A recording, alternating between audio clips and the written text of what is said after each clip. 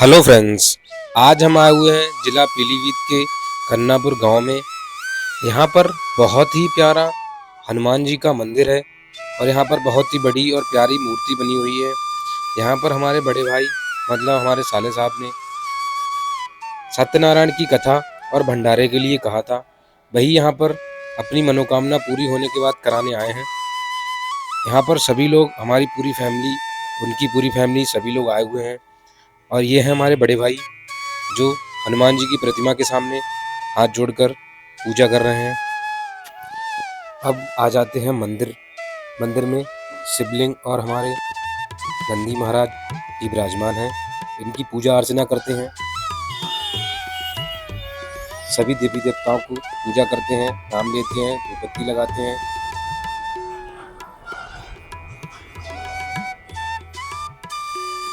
पूजा मंदिर में पूजा करने के बाद हम आ जाते हैं बाहर में बहुत ही प्यारा पीपल का पेड़ है, जहाँ पर भी हम पूजा करते हैं। पूजा करने के बाद उसके हम चारों तरफ चक्कर लगाते हैं और प्रणाम करके हम चल देते हैं। जहाँ पर पंडित जी कथा की तैयारी कर रहे हैं वहाँ पर अब हम आ जाते हैं। वहाँ पर सभी लोग, हमारी फैमिली, सब लोग बैठ जाते हैं। बड़े भाई भी पूजा के लिए बैठ जाते हैं। पंडित जी अपनी सारी विधि विधान से कथा की शुरुआत करते हैं। चलिए सुनते हैं कथा को और भगवान का नाम लेकर शुरू करते हैं कथा। उसके बाद मिलते हैं प्रसाद वितरण और भंडारे की तरफ। चलिए सुनते हैं आज की कथा। दक्षिणा रखी हो हुआ छोड़नी है। ओम गणनान्ता गणपति अंगवामहि निधिनान्ता निधिपति अमामहि वसुहं वराश्री पूर्णमोहन महाविष्णुनिष्ठाञ्जस्ते वायमे नमः।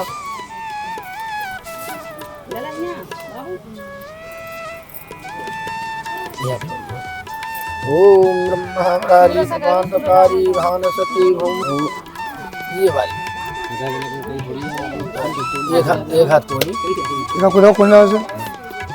ओम भूर्भुवः स्वाहा। अब वह आप लगाए हो। अच्छा ठीक। ओम तत्सवितुर्वरेण्यं स्वाहा। हल्के की सुनो। ओम भार्गवदेव स्वाहा। ओम धीमहि स्वाहा। ओम प्रचोदयात् स्वाहा। आमोकं पुण्यहस्तिकेशं स्वाहा। बाकीशं वरदायकं स्वाहा। गुरुतीतं गोविन्दं गुरुजा स्वाहा। जनातीतं जानकीवल्लभं स्वाहा। परमासे नारायणं परमपिता स्वाहा। सामग्री ज़्यादा छोड़ दो तुम करना है। जनातीतं जानकीवल्लभं स्वाहा। परमासे नारायणं परमपिता स्वाहा। ओम गौरी गावरिया देवी श्रीनाथा स्वाहा। ओम मातृलोकं स्वाहा। ओम प्रजापते स्वाहा। इदं प्रजापते नमः स्वाहा। ओम इंद्राय स्वाहा। इदं इंद्राय इत्यादो स्वाहा। ओम अग्ने स्वाहा। इदं अग्ने नमः स्वाहा। ओम सोमाय नमः स्वाहा। इदं सोमाय नमः स्वाहा। ओम मदं प्रपाशामतां स्वाहा। अनानागं सुवादित्यां स्वाहा। ओम राकर्षावर्ता मनो स्वाहा। कीर्णासुब्नेन भुवनान् प्रसन्ति स्वाहा। ओम शीतं स्वाहा। ओम सूर्याय नमः स्वाहा। इदं चन्द्राय नमः स्वाहा। ओम भूमाय नमः स्वाहा। ओम गुरवे नमः स्वाहा। इदं विगुरवे नमः स्वाहा। हस्तिकेशं जगन्नाथं स्वाहा। बाकीशं वरदायकं स्वाहा। गुरुतीतं गोविन्दं गुरुजा स्वाहा। जनातीतं जानकीवल्लभं स्वाहा। परमासे नारायणं परमपिता स्वाहा। ओम गौरी सत्यमेकावजिया देवी श्रीनाथा स्वाहा। ओम मातृलोकं स्वाहा। ओम भू स्वाहा। ओम वा स्वाहा। इदं वायमे नमः स्वाहा। ओम शिवं स्वाहा। ओम गणपते नमः स्वाहा। ओम लक्ष्माय नमः स्वाहा। ओम शंकर नमः स्वाहा, इदं विश्वे नमः स्वाहा, ओम ब्रह्मणां स्वाहा, इदं पृथिव्यां नमः स्वाहा, ओम ऊर्वासादिवार्गो धीमहि यो न प्रचोदयात् स्वाहा, ओम ऊर्वासादिवार्गो धीमहि यो न प्रचोदयात् स्वाहा, ओम शरव्याचितनमं स्वाहा। अब लोग तो आरती लगा दो। अब यहाँ पर पंडित जी कहते हैं जिसको आहुति देनी है वो आ सकता है। तो हमारे फैमिली की सभी लोग वहाँ पर आहुति देने के लिए आ जाते हैं और सभी लोग थोड़ा थोड़ा हवन सामग्री लेकर अग्नि को समर्पित करने के लिए बैठ जाते हैं। ओम सूर्याय स्वाहा, ओम इदं चंद्राय स्वाहा, ओम भौमाय नमः स्वाहा, ओम शनवे नमः स्वाहा, ओम रावे नमः स्वाहा, ओम शरव्याचित नमः स्वाहा। तुम जो सब हाथ में ले लो अपने ऐसे करके, तीन हाथ में सब कर लो। सुनो कथा सुनो। एक समय नीमसारण तीर्थ में सैनिका 88,000 ऋषियों ने श्री सूत जी से पूछा कि हे प्रभु, इस कलयुग में वेद विद्या रहित मनुष्यों को प्रभु स्थिति स्वीकार मिलेगी तथा उनका उद्धार कैसे होगा। इसलिए हे मुझसे कोई ऐसा तप कहिए जिससे थोड़े समय में पुण्य प्राप्त हो तथा मनवांछित फल मिले। वह कथा सुनने की हमारी इच्छा है। सर्वशास्त्र ज्ञाता श्री सूत जी से बोले कि वैष्णव में पूज आपने सब प्राणियों की बात पूछी है। अब मैं श्रेष्ठ वीर को आप लोगों से कहूँगा। श्री लक्ष्मीपति ने मुझसे नारद से कहा था, सो ध्यान से सुनो। एक समय योगी राज नारद जी दूसरों की हित की इच्छा से अनेक लोकों में घूमते हुए मृतलोक में पहुंचे। वहाँ बहुत योनियों में जन्मे हुए प्राय सभी मनुष्यों को अपने कर्मों के द्वारा अनेकों दुखों से पीड़ित देखकर सोचा कि क्षेत्र के करने से निश्चय ही इनके दुखों का नाश हो सकेगा। ऐसा मन में सोचकर विष्णु लोक को गए। वहाँ सुवेद और 4 भुजाओं वाले देवों के ईश नारायण जिनके हाथ में शंख चक्र गदा और पद्म तेता वर्णमाला पहने हुए थे, देखकर स्तुति करने लगे कि हे भगवान, आप अत्यंत शक्ति से संपन्न है। मन तथा वाणी भी आपको नहीं पा सकती। आपका आदि मध्य और अंत नहीं है। निर्गुण स्वरूप श्रेष्ठ के अद्भुत भक्तों को दुखों को नष्ट करने वाले हो, आपको मेरा नमस्कार है।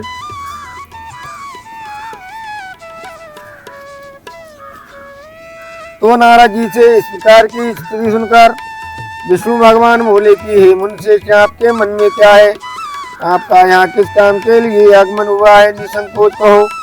तब नारद मुनि बोले कि मृतलोक में सब मनुष्य जो अनेक योनियों में पैदा हुए और अपने अपने कर्मों के द्वारा अनेक प्रकार के दुखों से दुखी हो रहे हैं।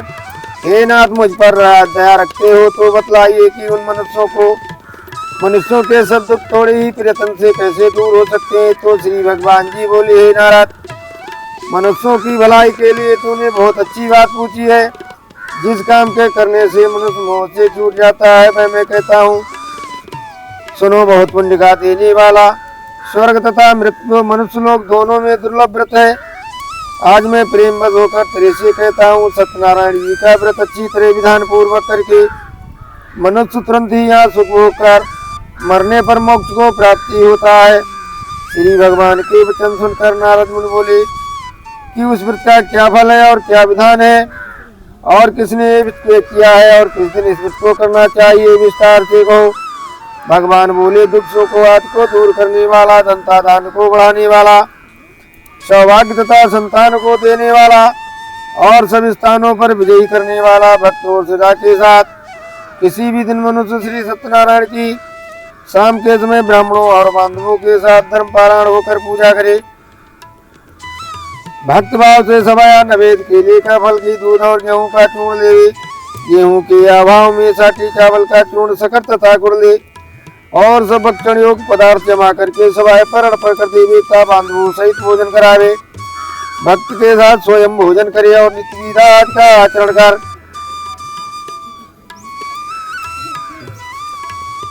सत्यनारायण भगवान को स्मरण कर समस्त समय व्यतीत करे।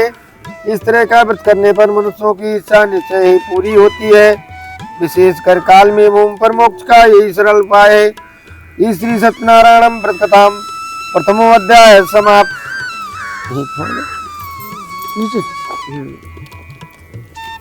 सूत जी बोले, हे ऋषियों, जिसने पहले समय में सुत को किया है उसका इतिहास कहता हूँ, ध्यान से सुनो। सुंदर काशीपुरी नगरी में एक अति ब्राह्मण रहता था। वह भूख और प्यास से बेचैन हुआ निति पृथ्वी पर घूमता था। ब्राह्मणों को प्रेम करने वाले भगवान ने ब्राह्मण को दुखी देखकर बूढ़े ब्राह्मण का रूप धार उसके पास जा आदर के साथ पूछा कि हे मृत्यु का पृथ्वी पर क्यों घूमता है? हे श्रेष्ठ ब्राह्मण, ये सब मुझसे कहो, मैं सुनना चाहता हूँ। तो ब्राह्मण बोला, मैं बहुत निर्धन ब्राह्मण हूँ और भिक्षा के लिए पृथ्वी पर फिरता हूँ। हे भगवान, यदि आप इसका उपाय जानते हो तो कृपा कर कहो। वृद्ध ब्राह्मण बोला कि सत्यनारायण भगवान मनवांछित फल को देने वाले हैं, इसलिए हे ब्राह्मण, तू उनका पूजन कर, जिसके करने से मनुष्य सब दुखों से मुक्त होता है। और ब्राह्मण को सारा भिक्षा विधान बतलाकर बूढ़े ब्राह्मण का रूप धारण करने वाले सत्यनारायण भगवान अंतर्ध्यान हो गए।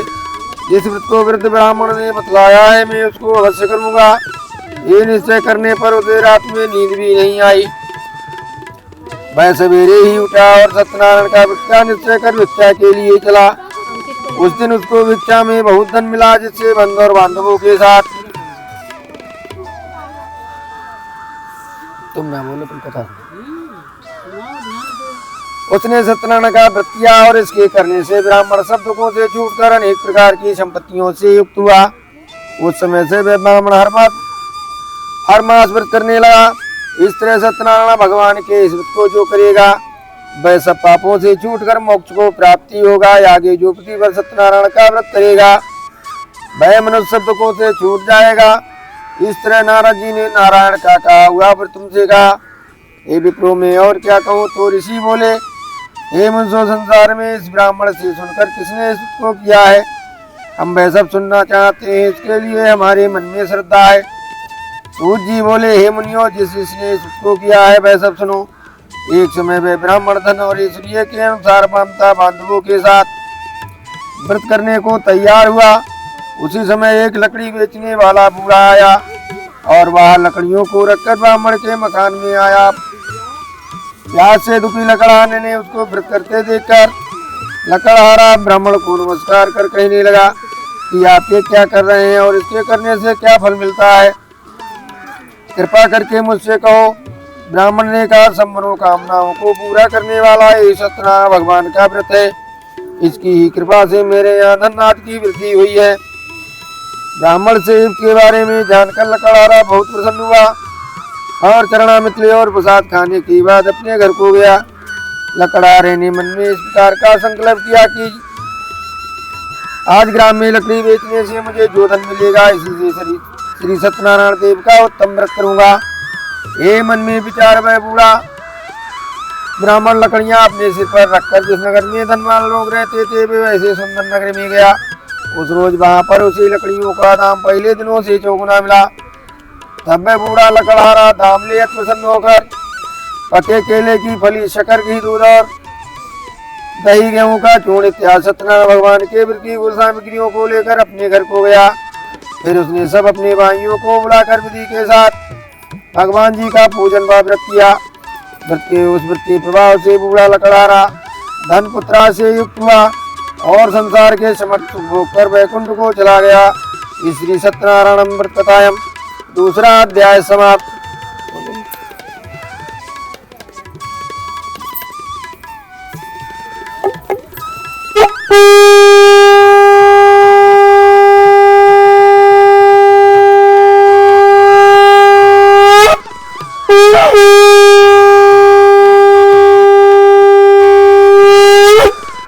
सत्यनारायण स्वामी की जय, बालाजी महाराज की जय, बोलो शंकर भगवान की जय।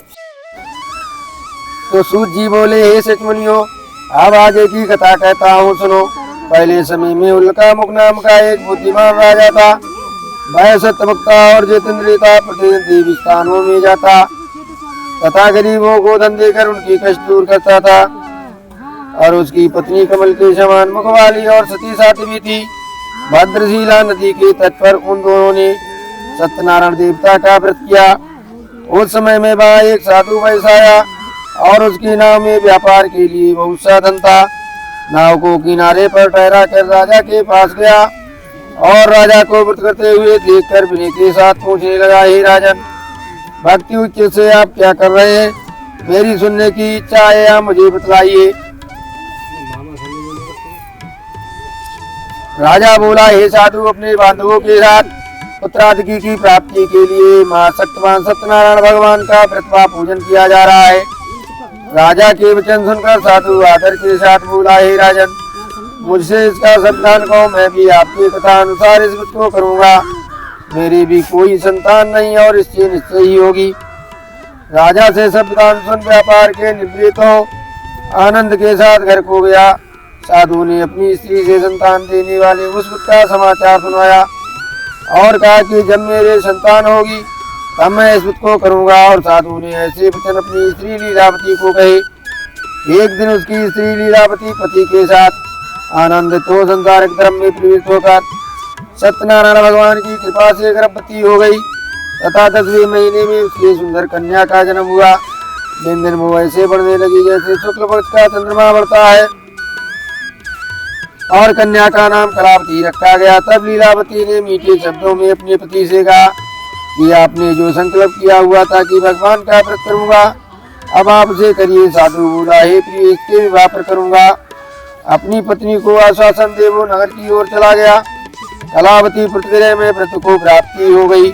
साधु ने जब नगर में सखियों के साथ अपनी पुत्री को देखा तो तुरंत ही दूत बुलाकर कहा कि पुत्री के वास्ते सुएग वर देकर लाओ। साधु की आज्ञा पाकर दूत कंचन नगर पहुंचा और वहां पर बड़ी खोज कर और देखभाल कर लड़की के वास्ते सुएग वाणी पुत्र को ले आया। उस सुएग लड़के को देखकर साधु ने अपने भाई और बांधवों सहित प्रसन्नचित्त अपनी पुत्री का विवाह उसके साथ कर दिया। किंतु दुर्भाग्य से विवाह के समय भी पुत्र को करना भूल गया। तब श्री भगवान जी क्रोधित हो गए और श्राप दिया, तुम्हें दारुण दुख प्राप्ति होगा। अपने काम में कुशल साधु बनिया अपने जामा सहित समुद्र के समीप रतनपुर नगर पहुंचा और वहां दोनों शत्रुजमाई चंद्रकेत राजा के नगर में पहुंचे और व्यापार करने लगे। एक रोज भगवान सत्यनारायण की माया से प्रेरित कोई चोर धन चुरा कर सीख जा रहा था, किंतु पीछे से राजा के दूतों को आता देखकर चोर ने घबराकर भागते भागते धन को वहीं चुपचाप रख दिया जहाँ पर वे दोनों ससुर जमाई ठहरे हुए थे। तब दूतों ने उस साधु वैश्य के पास राजा के धन को रखा देखकर दोनों को बांध कर ले गए और प्रसन्नता से दौड़ते हुए राजा के समीप जाकर बोले, ये दो चोर हम पकड़ कर लाए हैं और देखकर आज्ञा दे। राजा की आज्ञा से उनको कठिन कारावास में डाल दिया और उनका धन राजा ने छीन लिया। उसी श्राप द्वारा उसकी पत्नी भी घर पर बहुत दुखी हुई और उनके घर पर जो धन रखा था वह चोर चुरा कर ले गए। शारीरिक व मानसिक पीड़ा में भूख प्यास से अधिक हो अन्न की चिंता में कलावती एक ब्राह्मण के घर गई। वहाँ उसने सत्यनारायण का व्रत होते देखा। वहाँ उसने कथा सुनी तथा प्रसाद घर कर रात को घर आई। माता ने कलावती से कहा, हे पुत्री, तू कहाँ रही? वह तेरे मन में क्या है? तो कलावती बोली, हे माता, मैंने एक ब्राह्मण के घर सत्यनारायण का व्रत देखा है। कन्या के वचन सुनकर लीलावती भगवान के पूजन की तैयारी करने लगी। तब लीलावती ने परिवार और बांधवों सहित भगवान का पूजन किया और ये वर मांगा कि मेरी पति और दामाद शीघ्र ही आ जावे। साथ ही प्रार्थना की, हम सबका अपराध क्षमा करो। सत्यनारायण भगवान इस विषय संतुष्ट हो गए और राजा चंद्रकेत को स्वप्न में दिखाई दिए और कहा, हे राजन, दोनों बंदी वही प्रातः ही छोड़ दो और उनका धन जो तुमने हरण किया है दे दो, नहीं तो तेरा धन पत्र सब नष्ट कर दूंगा। राजा को ऐसा वचन सुनाकर भगवान अंतर ध्यान हो गए। प्रातः काल राजा चंद्रकेत ने सभा में अपना स्वप्न सुनाया। अब दोनों पाणिक पुत्रों को कैसे मुक्त कर सभा में बुलाया। दोनों ने आते ही राजा को नमस्कार किया। राजा मीठे वचनों से बोले, हे महान बाबू, ऐसा कठिन दुख प्राप्ति हुआ है, अब कोई भय नहीं। ऐसा कहकर राजा ने उनको नए नए वस्त्र भूषण पहनवाए तथा उनका जितना धन लिया था उससे दूना दिलवा कर विदा किया। दोनों वैश्य अपने घर को चले गए। इसी सत्यनारायण व्रत कथायम तृतीयो अध्याय समाप्त। जी बोले। वैश्य ने मंगलाचार करके यात्रा आरंभ की और अपने नगर को चला। उनके थोड़ी दूर पहुंचने पर डंडी वेशधारी सत्यनारायण ने उनसे पूछा, हे साधु, तेरी नाम में क्या है? अभिमानिक वाणी हंसता हुआ बोला, हे डंडी, आप क्यों पूछते हो? क्या धन लेने की इच्छा है? मेरी नाव में तो बेल तथा पत्ते आदि भरे हैं। वैश्य का कठोर वचन सुनकर भगवान ने कहा, तुम्हारा वचन सत्य हो। ऐसा कहकर डंडी वहां से चले गए और कुछ दूर जाकर समुद्र के किनारे बैठ गए। डंडी के जाने पर वैश्य ने नित्य क्रिया करने के बाद नाव को ऊंची उठी देखकर अचंभा किया और नाव में बेला देखकर मूर्छित होकर जमीन पर गिर पड़ा। फिर मूर्छा खुलने पर बहुत शोक करने लगा। तब उसका जामा ये बोला कि शोक क्यों करते हो? उस डंडी ने श्राप दिया है, इसलिए उसकी शरण में चलो। दामाद के वचन सुनकर वह बाणिक उस डंडी के पास गया और डंडी को देखकर भक्तिपूर्वक नमस्कार किया और आदर पूर्वक बोला, मैंने जो कुछ कहा है आपसे कहा है, स्वामी मेरा ये अपराध क्षमा करो। इस प्रकार बारंबार विनती करके वह शोकातुर हुआ और रोते हुए वैश्य को देखकर डंडी ने कहा, हे प्रभु, ब्रह्मा आदि समस्त देवता आपके गुण और रूप को नहीं जानते, तब मैं आपकी माया से मोहित में मूर्ख कैसे जान सकता हूँ? अब आप प्रसन्न हो जाएं, मैं आपकी साधना के अनुसार आपकी पूजा करूँगा और मैं आपकी शरण में हूँ। भक्तियुक्त बात सुनकर सत्यनारायण भगवान वांछित वर देकर अंतर्ध्यान हो गए। वैश्य का मनोरथ पूरा हुआ। फिर उसने विधि पूर्वक भगवान जी की पूजा अर्चना की। तत्पश्चात धन से पूरित नाव को यथपूर्व तैयार करके वे अपने देश को चले। अपने नगर के समीप पहुंचने पर खुश होकर वैश्य ने अपने एक सेवक को घर भेजा। उसने नगर में जाकर साधु की स्त्री को प्रणाम करके कहा कि महाराज, साधु जामा सहित आनंद पूर्वक अपार धन लेकर इस नगर के समीप आ गए हैं। दूत के मुंह से बात सुनकर हर्षित हुई सती ने सत्यनारायण की पूजा समाप्त की और पुत्री से कहा कि मैं अपने स्वामी के दर्शन को जाती हूँ, तू पूजा करके जल्दी आ जा। हिंदू माता के वचन ना सुनकर व्रत को वहीं समाप्त करके और प्रसाद को छोड़कर अपने पति के पास आई, जिससे सत्यदेव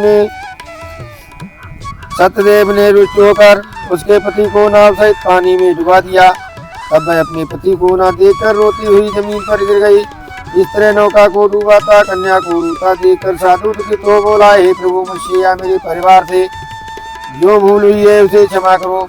और उसके दीन वचन सुनकर सत्यदेव प्रसन्न हो गए और आकाशवाणी हुई, हे साधु, तेरी कन्या मेरे प्रसाद को छोड़कर आई है, इसलिए इसका पति याद शिवा है। तुम्हें घर जाकर प्रसाद खाकर लौटे तो उसे पति अवश्य मिलेगा। आकाशवाणी से ऐसा सुनकर कलावती ने घर पहुंचकर प्रसाद खाया। फिर उसने आकर अपने पति के दर्शन किए। तब वैश्य परिवार के सब लोग प्रसन्न हुए। फिर साधु ने बांधवों सहित सत्यदेव का विधि पूर्वक पूजन किया। उस दिन से हर पूर्णिमा संक्रांत को सत्यनारायण का पूजन करने लगा। फिर इस लोक का सुख भोग कर स्वर्गलोक को चला गया। इसी सत्यनारायण व्रत कथायम चतुर्थो अध्याय समाप्त। तो सूत जी बोले, हे ऋषिगण, मैं आगे की कथा कहता हूँ, आप सभी ध्यान से सुनो। सदा प्रजा के लिए चिंतित नाम का एक राजा था। उसने भगवान सत्यनारायण का प्रसाद त्याग कर बहुत कष्ट पाया।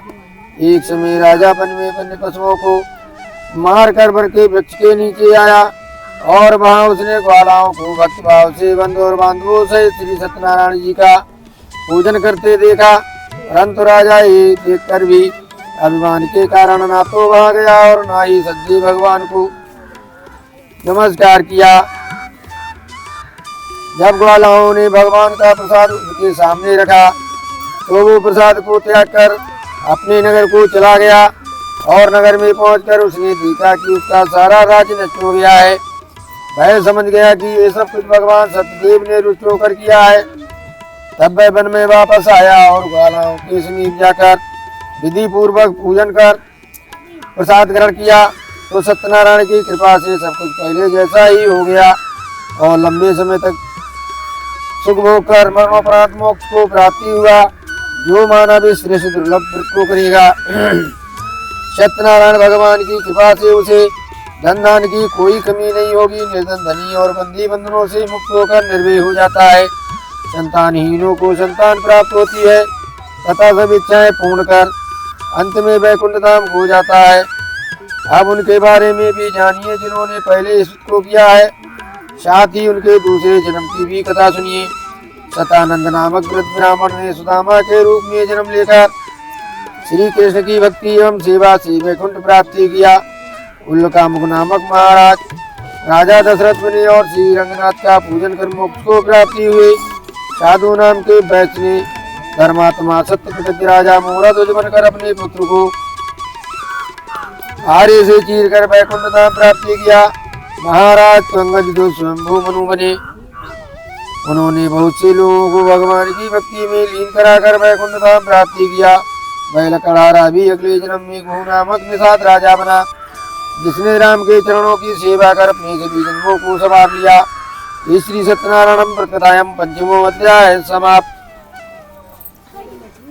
जय लक्ष्मी रमणा स्वामी जय रमुआ सत्य नारायण स्वामी सत्य नारायण स्वामी जनो पातक हरिणा जय लक्ष्मी रटित जड़ित सिंहासन अद्भुत जबिराजे स्वामी अद्भुत जबिराजे नारद करत निरंजन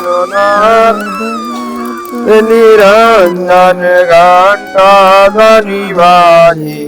ओम जय श्री हरे प्रगट हुए कलि कारण तिजी को दरस दियो स्वामी दरस दियो। बूढ़ा ब्राह्मण बन के बूढ़ा के कांचन मैल की ओम जय जगदीश हरे दुर्बल वीर कराली की जिस पर कृपा करी स्वामी कृपा करी। चांद चूड़ एक राजा चांद चूड़ एक जिनकी विपत हरी ओम जय जगदीश वैश्य मनोरथ पायो श्राता सजदीनी स्वामी सजदीनी सोफल भोग प्रभु जी सोफल प्रभु जी मेरे आस दुखीनी ओम जय जगदीश।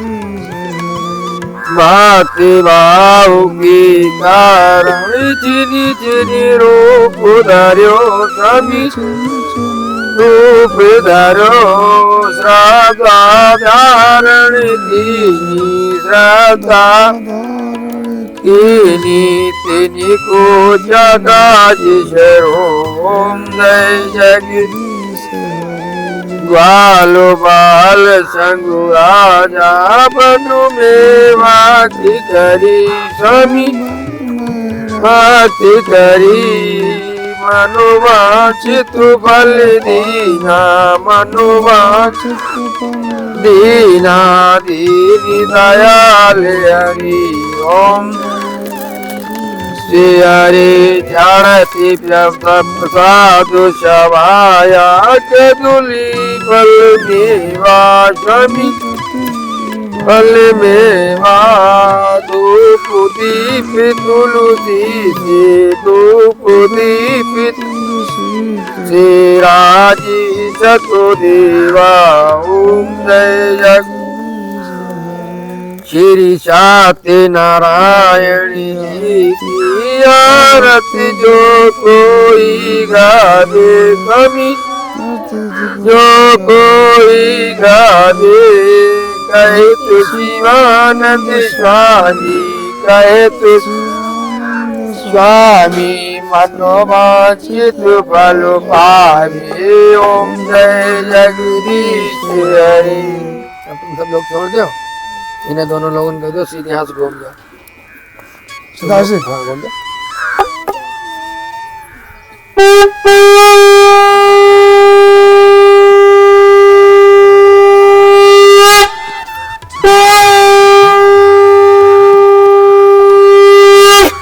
सत्यनारायण स्वामी की जय, बालाजी महाराज की जय, शंकर भगवान की जय, बोलो शेरे वाली मैया की जय, मैया की जय।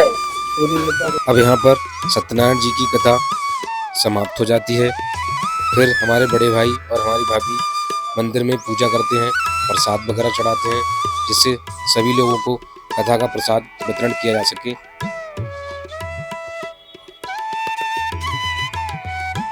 अब यहाँ पर सत्यनारायण जी कथा के संपन्न होने के बाद प्रसाद का वितरण करने के लिए तैयार है और यहाँ पर भंडारे की सामग्री तैयार हो रही है, प्रसाद बन रहा है।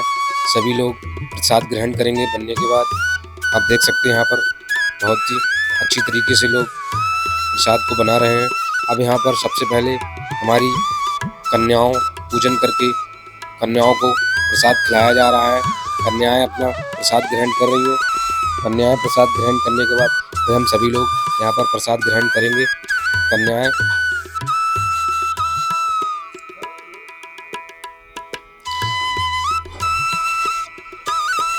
हमारे बड़े भाई और हमारे छोटे साले साहब, बड़े साले साहब सभी लगे हुए हैं सबको भोजन कराने के लिए। अब यहाँ पर सभी लोग गांव, परिवार, रिलेशन सभी लोग यहाँ पर प्रसाद ग्रहण कर रहे हैं। कितना प्यारा नज़ारा है। किस किस को भंडारे का प्रसाद खाने में अच्छा लगता है हमें कमेंट करके ज़रूर बताना। फिलहाल यहाँ पर प्रसाद बहुत अच्छा बना था। सभी लोगों ने अच्छी तरह से खाना खाया, प्रसाद ग्रहण किया।